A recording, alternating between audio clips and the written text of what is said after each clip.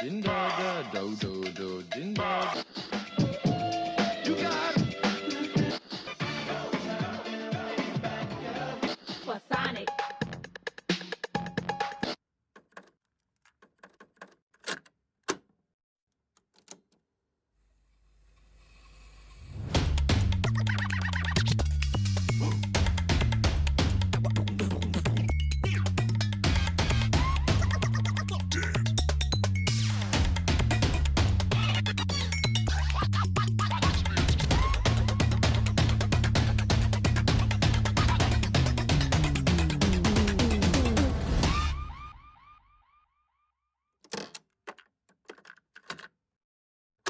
Hey, a couple of things just to remind you about in the information that you probably received as you came in. There's a notes and quotes sheet that you can take your iPhone or your phone and use the QR code or use the good old-fashioned sheet there to take some notes. As we are in this series called Mixed Emotions, and Pastor Mike got us off to a great start last week. This week has been a kind of a crazy week for me. My aunt passed away last Thursday, and she was 89 years old. She had been really instrumental in my life early on. A lot of the music, musical skills and things that I had picked up, she taught me a lot of that when I was a lot younger. And so I had the honor and the privilege of flying to Nashville and doing her funeral on Monday. And spending some time seeing family that I hadn't seen in 20-some years probably. But when we flew out there, or I flew out there, and I met my brother in the airport there, and we were getting ready to go, and we were getting ready to pick up our rental car. And so we picked it up. You go through that whole process. You sign it out. They give it to you. You drive to the checkpoint. Like there's a checkpoint before you can actually drive out of the garage. And I don't know. They do a final checkpoint, make sure you're the actual person with the car and all that good stuff. And so while we were waiting there, they have two. There's actually like two things you have to go through before you can get out of the garage. There's the automatic arm that opens up that's at the actual booth there. And you can drive through that. And then they have like a barrier that's like a barrier that goes down in order for you to go through. Well, they won't lift that arm until the barrier goes down. And so sometimes, with all the good technology we have in this world, those two things don't line up very well. And so we were waiting a little bit there, and it was taking a little extra longer, and we were okay. We were fine. We weren't in a mad dash hurry. We knew it was going to work out. But the lady at the booth said to us, she goes, "You would not believe how angry people get when that arm does not come up immediately." She said, just a few weeks ago, we had a customer in here who got so mad that he drove right through the arm, right? And even though that next barrier was up, he turned turned the car around and then sped off. He was so mad and so angry. She said he ended up spending an extra hour in the car wash because he drove down to the car wash lot area.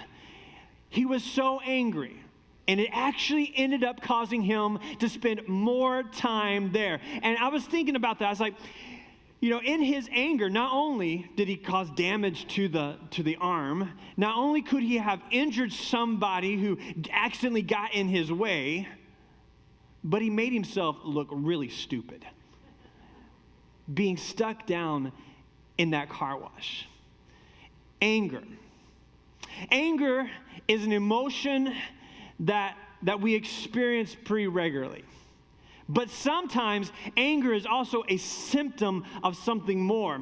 I was reading an article in a really well-known newspaper in our country, and the piece was about the widespread anger and rage that restaurant workers and grocery store workers and flight attendants that they've experienced over the last couple of years. It was an article that was taking a look at what is going on with people. And the author writes this, he says, "What was shocking was how widespread these episodes were and how egregious the behavior. From across the country, employees told stories of trying to manage customers' out-of-control petulance. The supermarket clerk who had to deal with a man's outburst in the dairy aisle because he could not find I don't know if I'm going to pronounce this right, Cambozola, a type of blue cheese. Never heard of it before, but sounds interesting. That he wanted, right? He just lost his cool over it.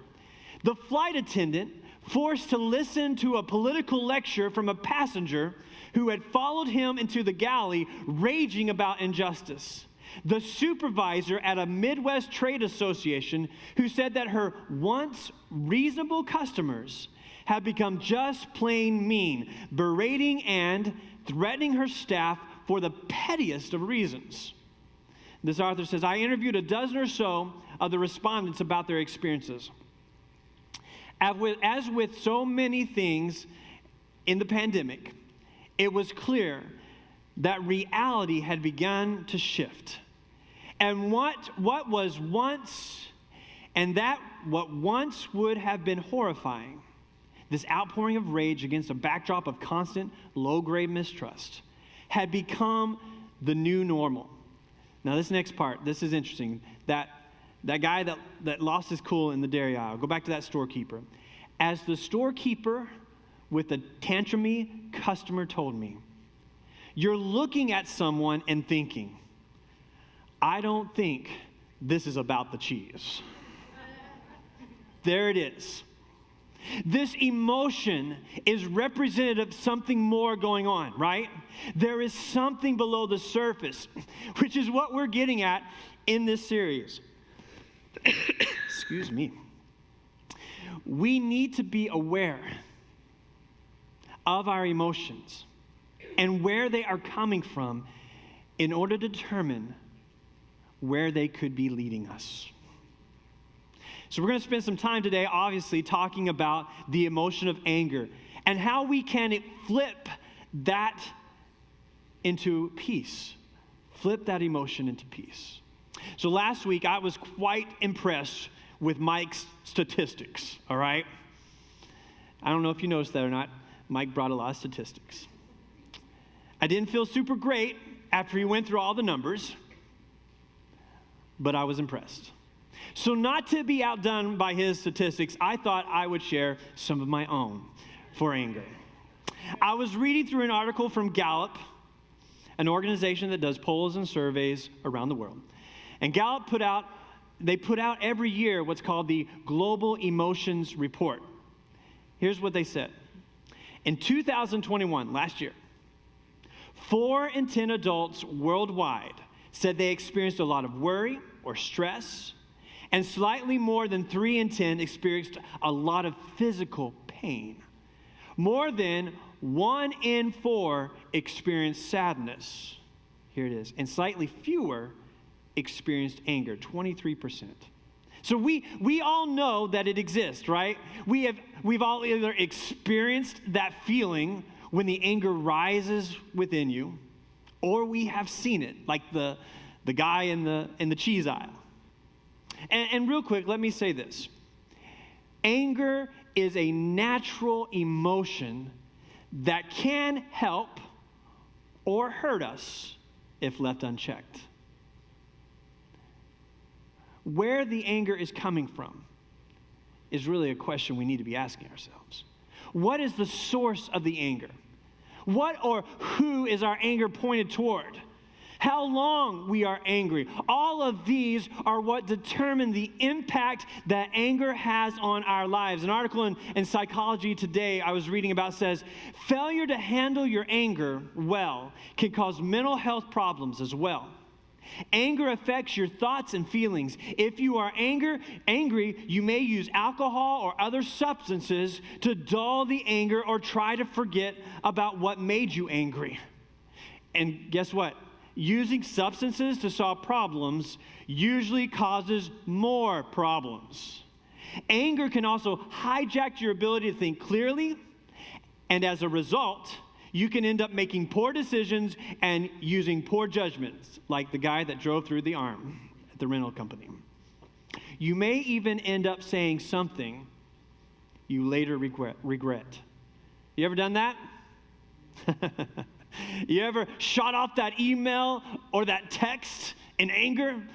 I cannot tell you the amount of times I have written something in anger, thinking I'm going to let them have it. I'm going to tell them what I think. They're going to know where I stand on this issue. That'll show McDonald's to quit having their ice cream machine broken all the time. Only to get to the end, and something in me says, is this really what you want to do? Is this really what you want to be known for? And there are a lot of scriptures that deal with the subject matter of anger. Whether it's in the stories of people that have self-destructed or straight up warnings against uncontrolled anger and bitterness. In fact, the first murder that takes place that we read about in Scripture, found in Genesis chapter 4, it's the story of Cain and Abel, and it's Cain's anger grows out of his jealousy of Abel, and it turns into hate, which leads him to kill his own brother.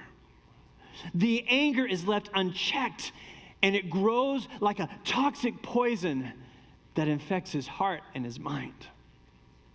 The psalmist writes in Psalm 37:8, I love this. This is probably one of my favorite verses in the Bible. So straightforward. Stop being angry. You know what? Let's read that together. Give me your best exclamation points here. Ready? Stop being angry. Turn from your rage. Do not lose your temper. It only leads to harm. Ooh. Proverbs 12:16. A fool is quick-tempered, but a wise person stays calm when insulted. Boy, I just won't get into that. Going back to that article in Psychology Today is pretty good. The author writes, anger creates energy surges. And when energy surges occur, chemicals such as adrenaline enter your bloodstream. Your heart rate increases. Your blood flow increases. Your muscles tense. Losing your temper affects your cardiac health. It can shorten your life when it is sustained. Anger also compromises your immune system. Now, hear this. Everyone gets angry sometimes.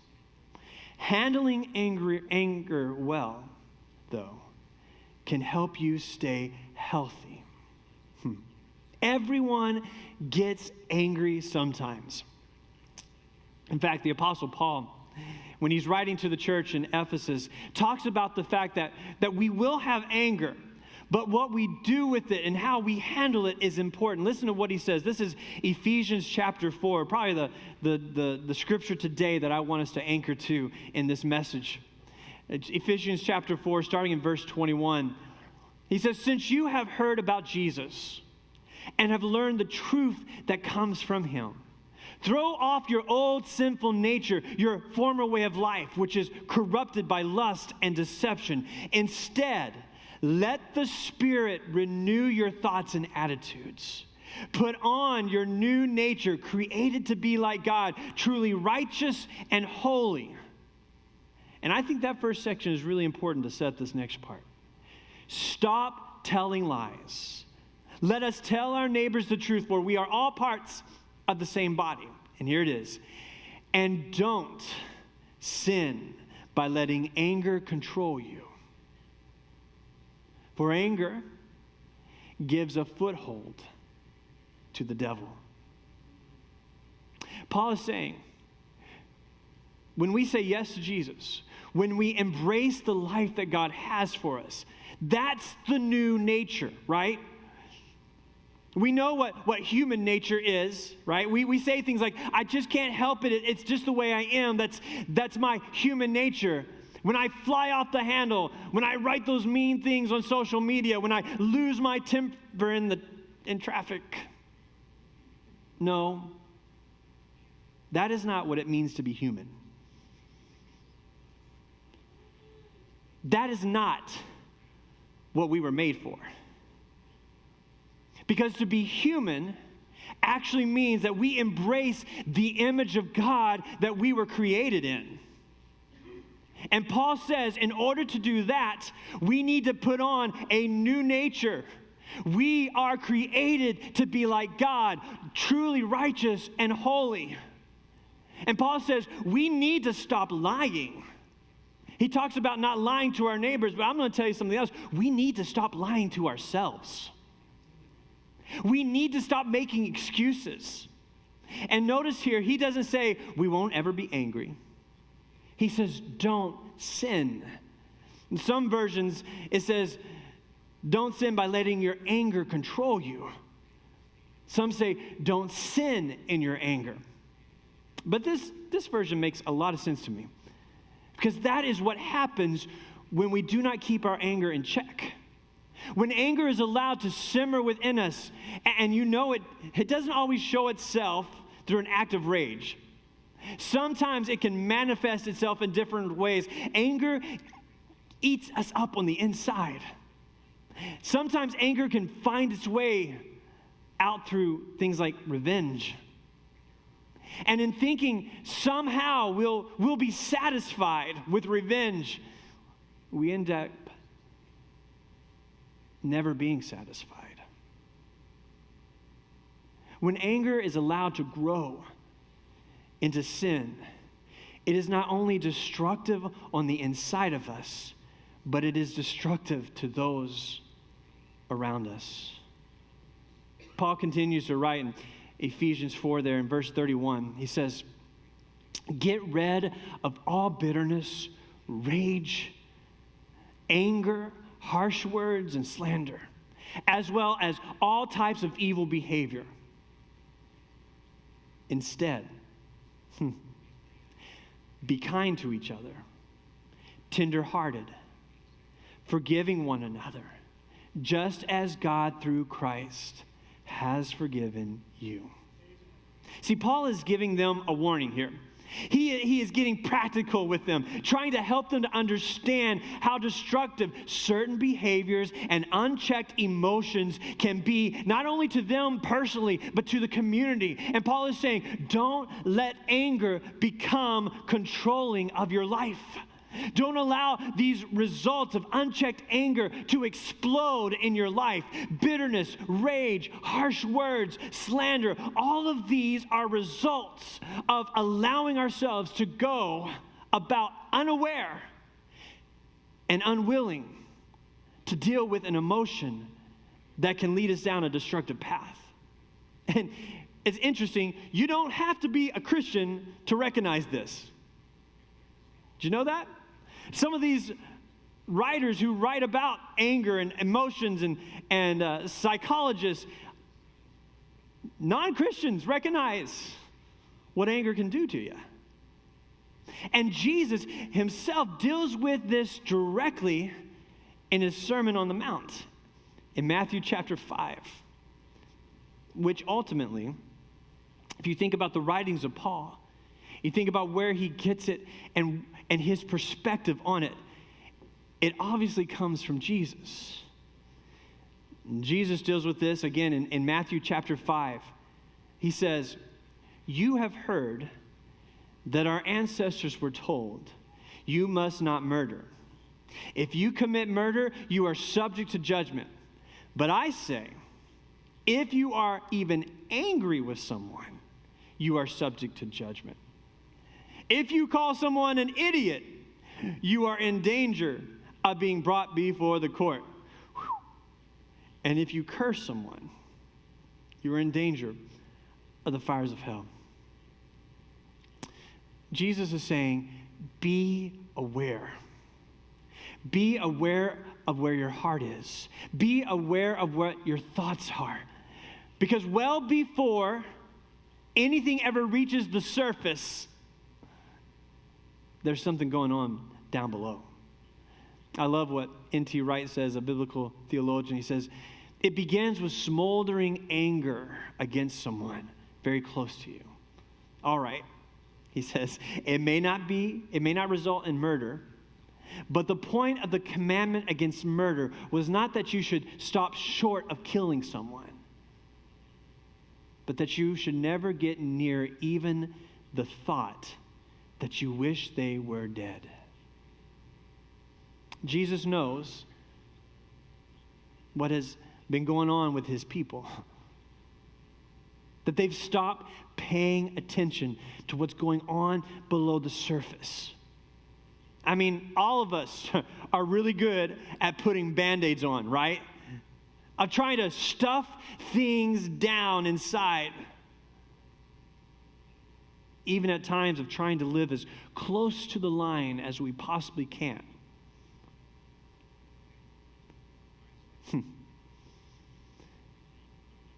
But when the heart is sick and hurt, it turns. And when it turns to anger, the infection is pretty nasty. Wright goes on, the theologian, to say these things about the words of Jesus. He says, every time you decide to let your anger smolder on the inside of you, you are becoming a little less than fully human. You are deciding to belittle yourself. Of course, if you let your anger turn into foul and abusive language, sooner or later you may find yourself in court. And if you are the sort of person who sneers at everybody and calls them names, the fire inside of you may eventually become all that's left of you as Gehenna, the smoldering garbage dump of ancient Jerusalem, may take you over completely. Gehenna, there, the last part of what Jesus is talking about, the fires of hell. Gehenna, of course, is that translation for that word hell or phrase, fires of hell, which was this garbage dump that was just outside of ancient Jerusalem. It had also been the site where children had been sacrificed to false gods. It's a warning that Jesus has for uncontrolled, unchecked anger and what it can lead to. So how do we flip this emotion? When we were going through the types of emotions that we thought were pretty prevalent in our culture and society, and one of these happened to be anger, it's because we know that anger is flowing out of a lot of fear today, right? There's fear about people who are different than we are. There's fear about the destructiveness of sin and its ripple effect on our lives and our society.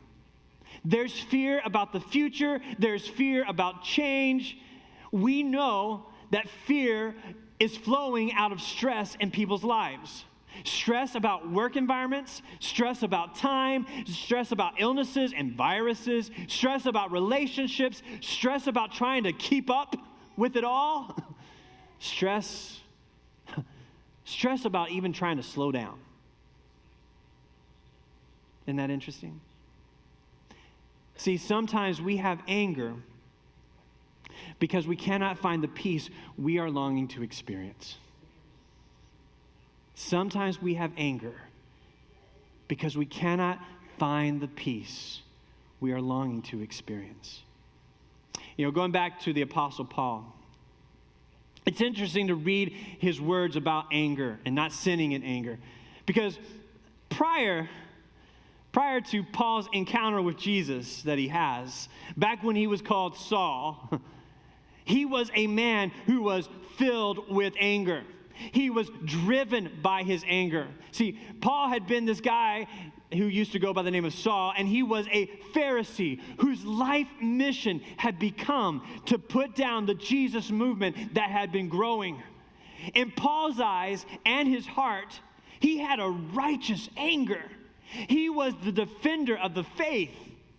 It was his job to stand up to the heretics, the false teachers, who were confusing everyone with talk of this Jesus guy being the Messiah, of this talk of this Jesus coming back to life. See, in reality, Paul was searching for peace. Now, that's not said anywhere, I know that. But I'm pretty sure that I can go out on a limb that Paul thought it was his job to restore the peace. But his anger was leading him further away from peace and deeper into rage. In fact, listen to how angry he was in in the book of Acts, chapter 9, verse 1. This is before he is written about as Paul. This is when he was known as Saul, right? The Jesus movement was growing. Jews all over the place were giving their lives to Jesus. And it says in Acts chapter 9, meanwhile, Paul, was uttering threats with every breath and was eager to kill the Lord's followers. So he went to the high priest. He requested letters addressed to the synagogues in Damascus, asking for their cooperation in the arrest of any followers of the way he found there. Listen to this. Listen how cruel this is. He wanted to bring them, both men and women, back to Jerusalem in chains. In chains.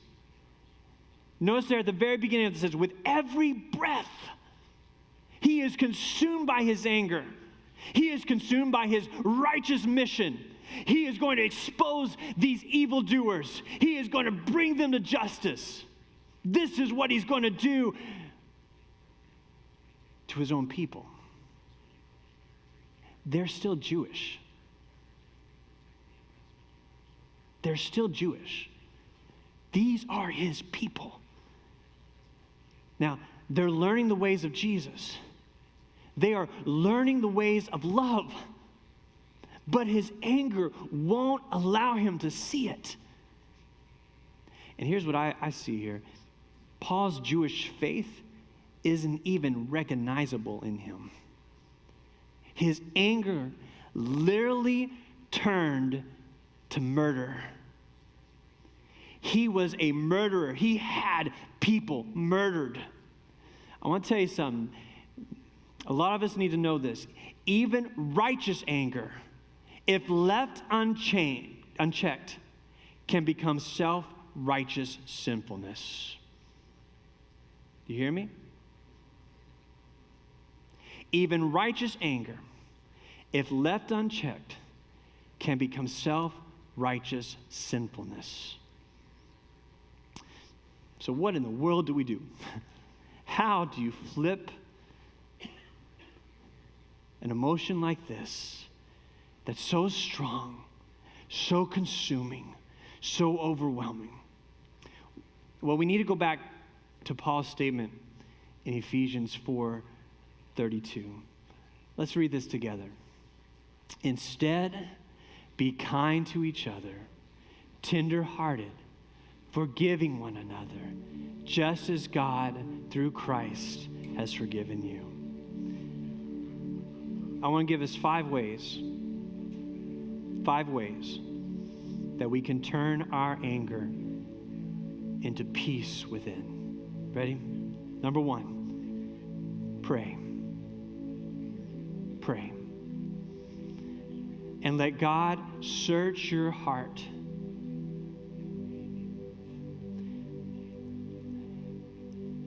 Be willing to see what God shows you.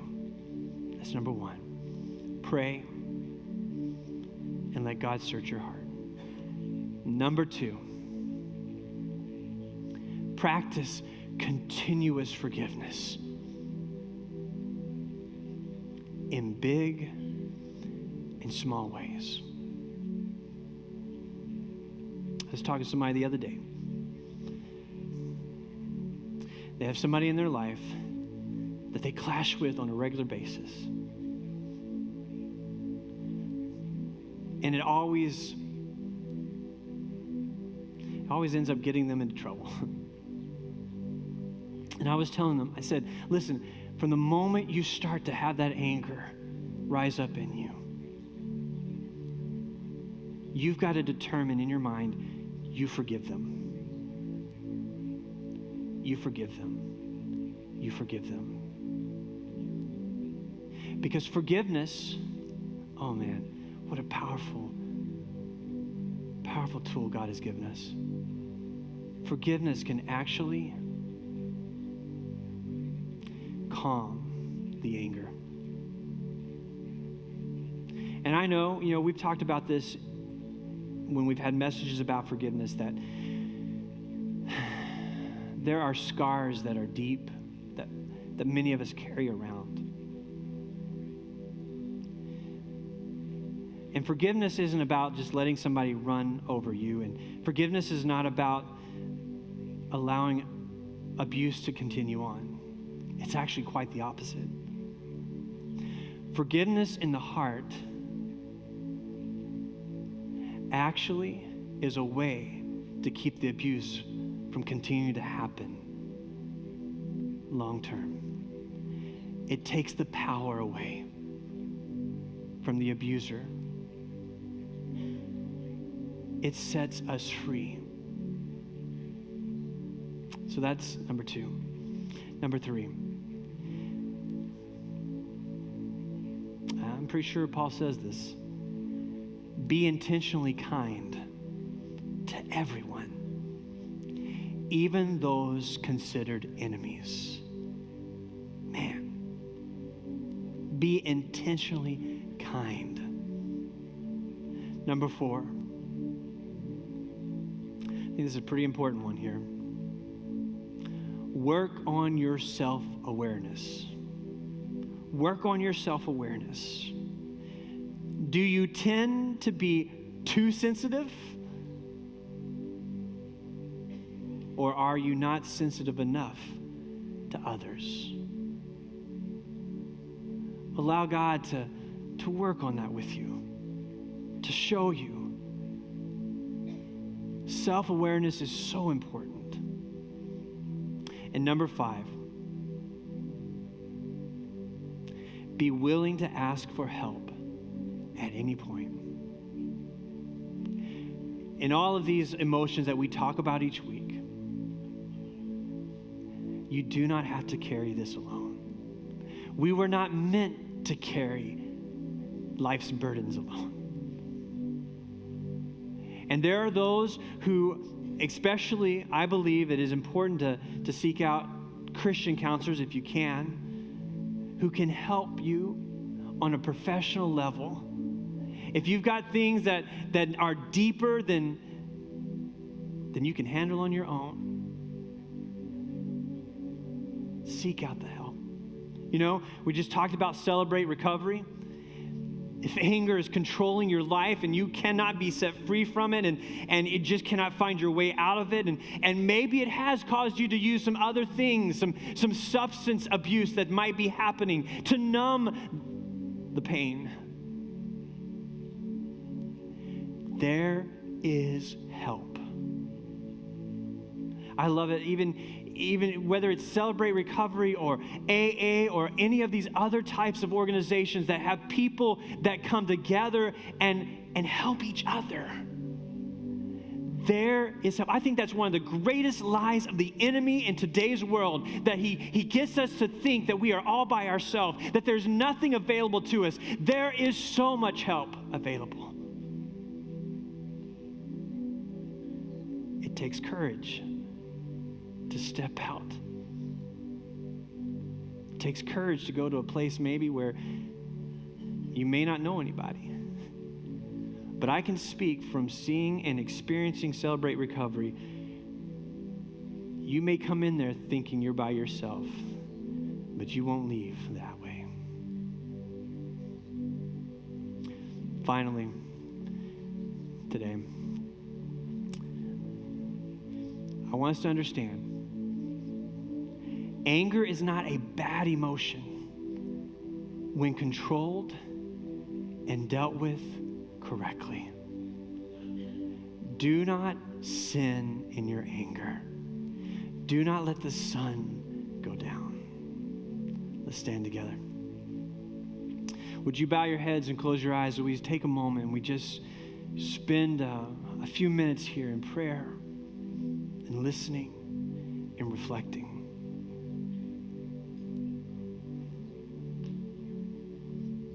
What is God speaking to you about today in this place?